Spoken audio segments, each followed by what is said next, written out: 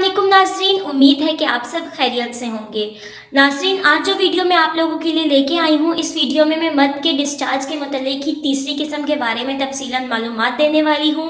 पहली दो वीडियोज़ में मैं आपको मद के पहली और दूसरी किस्म के डिस्चार्ज यानी मज़ी और मनी के बारे में तफसीलन बता चुकी हूँ। उम्मीद है कि आपको वो तमाम बातें समझ आ चुकी होंगी।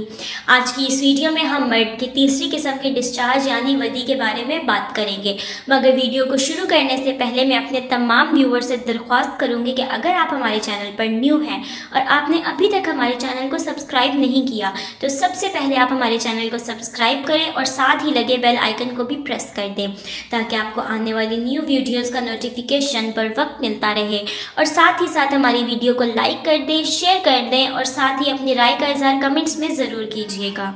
जी तो बढ़ते हैं अपनी वीडियो में मज़ीद आगे और आपको बताती हूँ कि मर्द की तीसरी किस्म का डिस्चार्ज यानी वदी क्या होती है।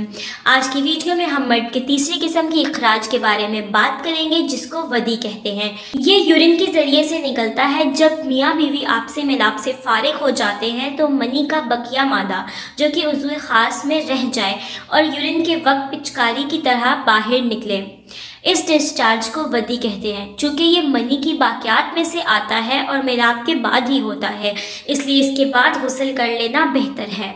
जी तो नाज़रीन, ये थी आज की वीडियो। उम्मीद है कि आपको मर्द के तीनों किस्म के डिस्चार्ज के बारे में मुकम्मल मालूमात फराहम हो गई होगी। आपको इस बारे में मालूमात मिल गई होगी कि मर्द का डिस्चार्ज कितनी किस्म का होता है यानी कि मज़ी, मनी और वदी, और किस डिस्चार्ज के बाद गुस्ल फ़र्ज है और किसके बाद वज़ू कर लेना बेहतर है। उम्मीद है कि वीडियो आपको अच्छी लगी होगी और आपके लिए रहनुमाई का बाइस बनी होगी। वीडियो अगर अच्छी लगी है तो वीडियो को लाइक करें, शेयर करें और अपनी राय का इज़हार कमेंट्स में ज़रूर कीजिएगा।